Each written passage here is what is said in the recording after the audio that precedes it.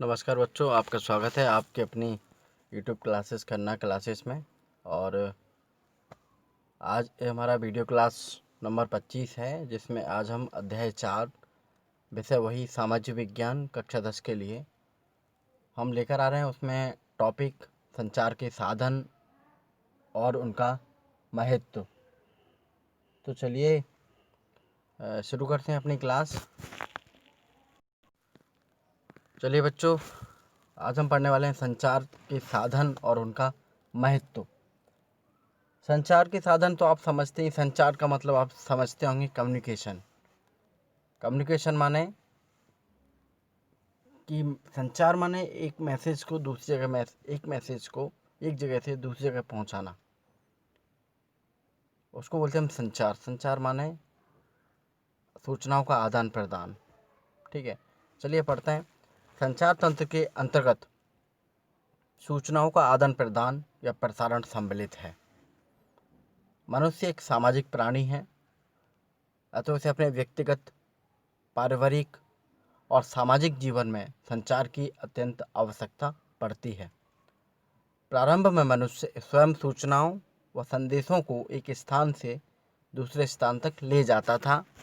बाद में घोड़ों या ऊँटों की पीठ पर बैठकर दूर तक संदेशों को ले जाता था। इस कार्य के लिए कबूतरों का भी उपयोग होता था। संचार के साधन आज अत्यंत महत्वपूर्ण हो गए हैं। इसके महत्वपूर्ण होने के निम्नलिखित आधार हैं।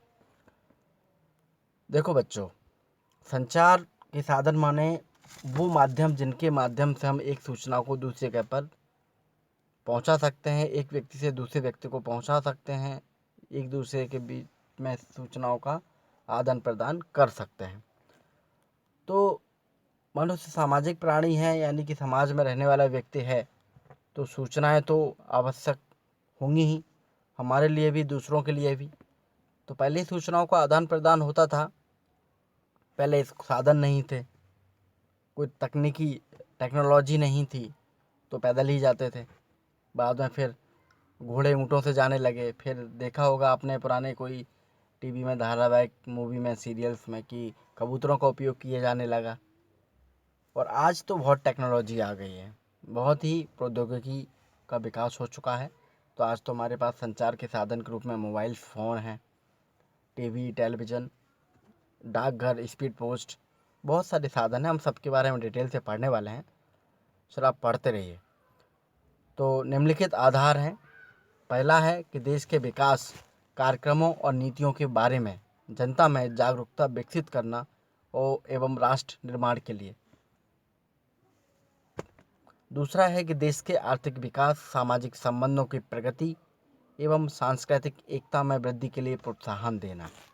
ये सब आधार हैं जिसके संचार के साधनों के क्यों उपयोगी हैं, कहाँ उपयोग करते हैं, उसके बारे में बात हो रही। तीसरा पॉइंट आता है कि अंतर्राष्ट्रीय स्तर पर विभिन्न प्रकार के लोगों को एक दूसरे के निकट लाने का महत्वपूर्ण कार्य करना। चौथा पॉइंट है कि घर बैठे विश्व की महत्वपूर्ण घटनाओं को पढ़ना, सुनना और देखना। पांचवा, विश्व के किसी भी कोने में अपने मित्र व परिवार वालों से बातचीत करना। छठवां है कि युद्ध, दुर्घटना, भूकंप एवं आपातकाल आदि घटनाओं के समय स्थिति का समाचार देना और शीघ्र राहत सामग्री भेजने में सहायता करना। सातवां है यातायात सेवाओं में मदद करना। आठवां, व्यापार के क्षेत्र में माल को खरीदने व बेचने में सहयोग देना। ये जो 8 पॉइंट हैं, इन सभी में संचार के साधनों का महत्वपूर्ण योगदान रहा है। आज तो बहुत से माध्यम है, पहले बुक में इसमें क्या क्या दिया है उनके बारे में बात करेंगे, और कुछ बचेगा नई तकनीक से संबंधित, तो हम आपको इसी वीडियो लेक्चर में बता देंगे। चलिए आगे देखते हैं संचार के साधन क्या क्या रहे। भारत में जनता के लिए संचार सेवा की शुरुआत 1837 में प्रारंभ हुई। संचार सेवा के वर्तमान में निम्नलिखित साधन है। पहला साधन इन्होंने दिया है डाक खाना। संचार के साधनों में डाक खानों का महत्वपूर्ण स्थान है। वर्तमान में देश में डाक खानों की संख्या लगभग 1,56,000 है। औसतन एक डाकघर 21 वर्ग किलोमीटर क्षेत्र में 6,600 व्यक्तियों को अपनी सेवाएं देता है।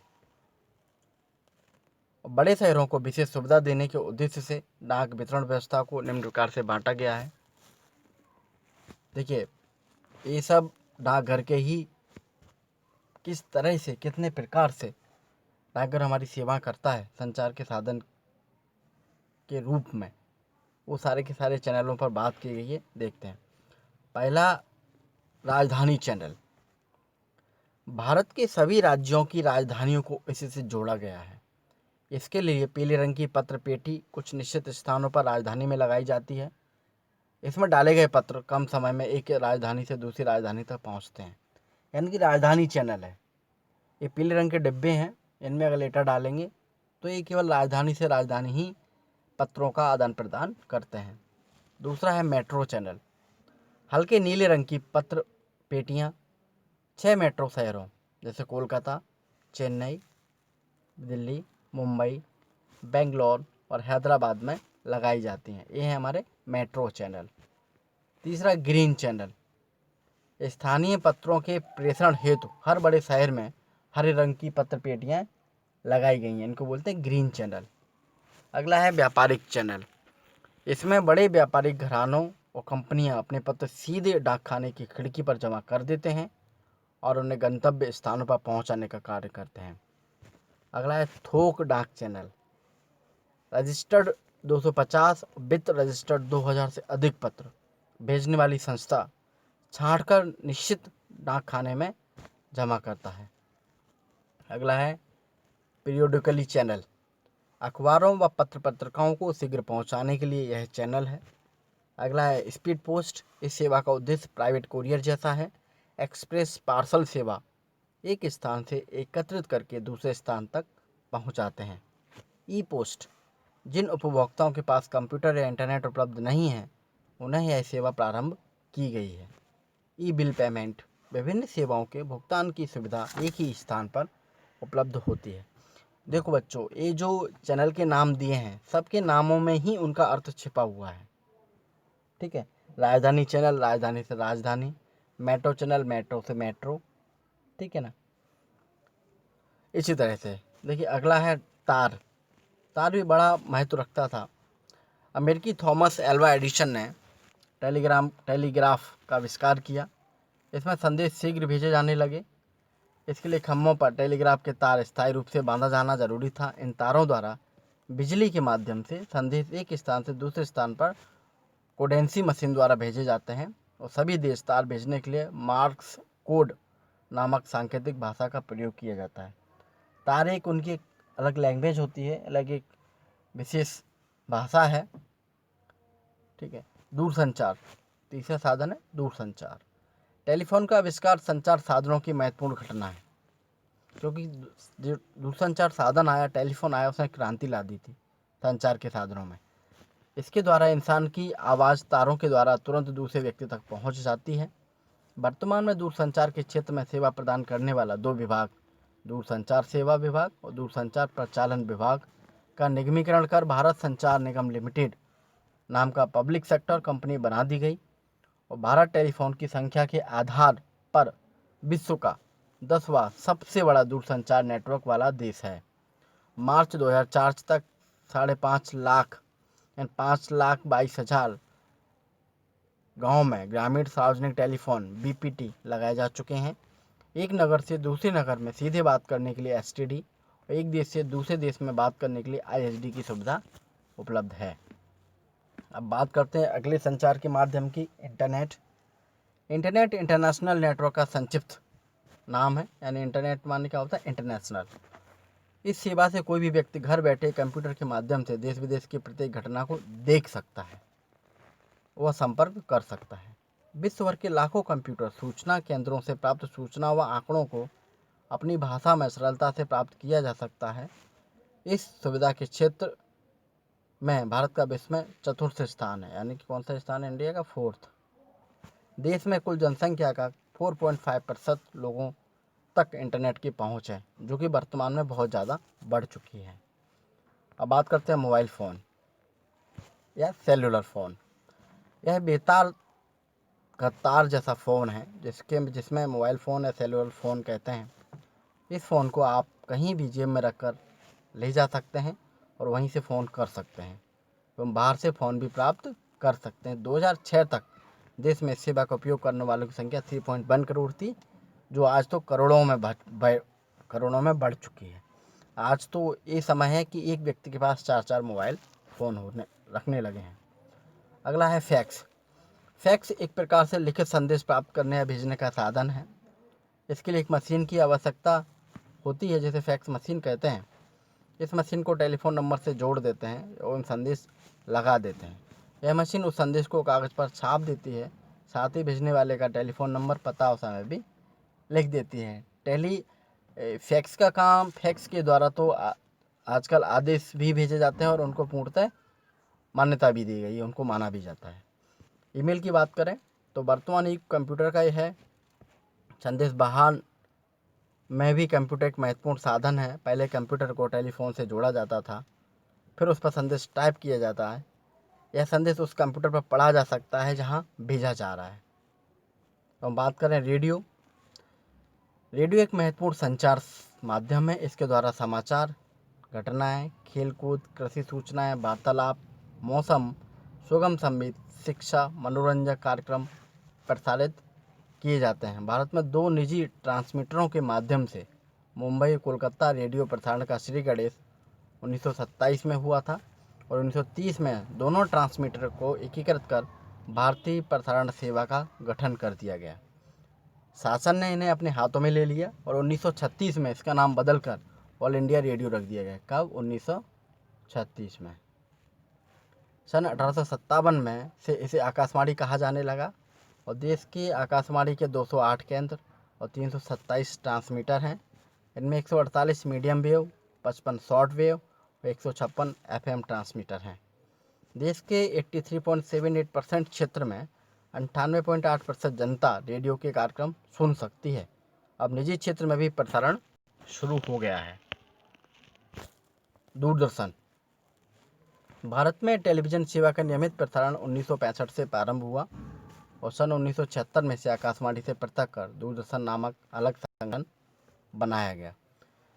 बच्चों देखिए, जो भी ये सन है, ये अगर हम पेपर में लिखते हैं तो हमको मार्क्स अच्छे मिलते हैं। सही जोड़ी भी पूछ सकते हैं, खाली स्थान, रिक्त स्थान भी आ सकते हैं। तो इनके बारे में हम जब पेपर करेंगे तो मैं आपको इनकी याद करने की टेक्निक बताऊंगा साथ साथ में। अभी तो आप पढ़ते रहिए। एक जो होता है ना, एक बेस, ये हम बेस बना रहे हैं आपका, ठीक है ना। चलिए आगे पढ़ते हैं। अब देश की लगभग 87% से अधिक जनता 1042 स्थल ट्रांसमीटरों के माध्यम से दूरदर्शन के कार्यक्रम देख सकती है। कार्यक्रम तैयार करने वाले केंद्रों की संख्या 20 है। 1976 में विज्ञापन सेवा प्रारंभ की गई। 1982 से दूरदर्शन ने रंगीन कार्यक्रमों का प्रसारण प्रारंभ कर दिया। DD1, DD2 चैनल दिल्ली से प्रारंभ किए गए। अब देखिए, यही एक ऑब्जेक्टिव आता है DD1, DD2, तो इसमें दिल्ली आता है ऑप्शन करेक्ट, ठीक है। तत्पश्चात 11 क्षेत्रीय भाषाओं के उपग्रह चैनल शुरू किए गए और फरवरी 1987 से दूरदर्शन की प्रातःकालीन सभा शुरू हुई और 26 जनवरी 1989 से दोपहर की सेवा प्रारंभ की गई। इस प्रकार दूरदर्शन की तीनों सभाएं संचालित करके सभी वर्गों के कार्यक्रम प्रसारित हो रहे हैं। खेल संबंधी गतिविधियों के लिए DD स्पोर्ट्स चैनल, गुणवत्ता की शिक्षा तक पहुंच बनाने के लिए 2000 में DD ज्ञान दर्शक चैनल, गुणवत्ता की शिक्षा तक पहुंच बनाने हेतु 2000 में DD ज्ञान दर्शन चैनल प्रारंभ किया गया। अंतर्राष्ट्रीय दर्शकों को भारतीय सामाजिक, सांस्कृतिक, राजनीतिक और आर्थिक क्षेत्रों में नई जानकारी देने हेतु DD इंडिया चैनल प्रारंभ किया गया और दूरदर्शन के अनेक निजी चैनल भी हैं।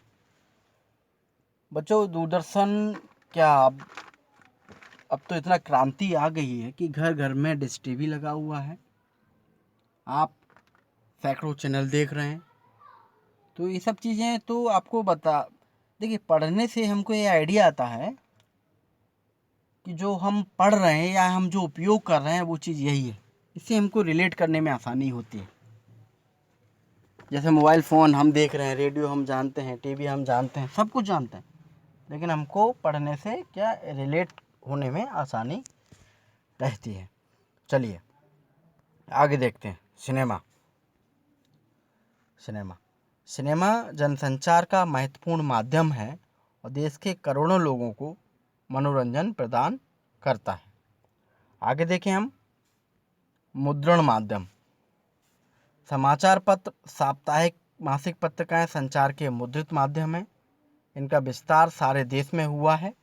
एक अनुमान के अनुसार भारत में विभिन्न भाषाओं में 37,274 समाचार पत्र पत्रिकाएं प्रकाशित किए जाते हैं।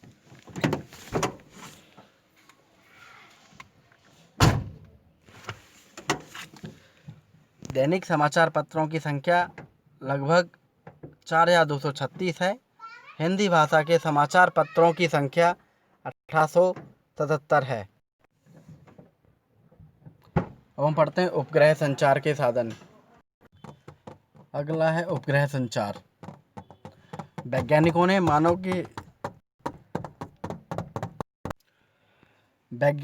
मानव के हितों की पूर्ति के लिए मशीनीकृत उपग्रह तैयार कर रॉकेटों की सहायता से अंतरिक्ष में स्थापित किए। ये कृत्रिम उपग्रह पृथ्वी का चक्कर लगाते हुए मौसम, प्राकृतिक संसाधनों, सैनिक गतिविधियों आदि की जानकारी चित्र एवं मानचित्र के माध्यम से पृथ्वी पर भेजते हैं। आर्यभट्ट, एप्पल, इनसैट, IRS कृत्रिम उपग्रह इसी दिशा में किए गए प्रयास हैं। तो बच्चों पढ़ते रहिए। जिनने चैनल को सब्सक्राइब नहीं किया है वो सब्सक्राइब करें और जो सब्सक्राइब कर चुके हैं वो शेयर करें।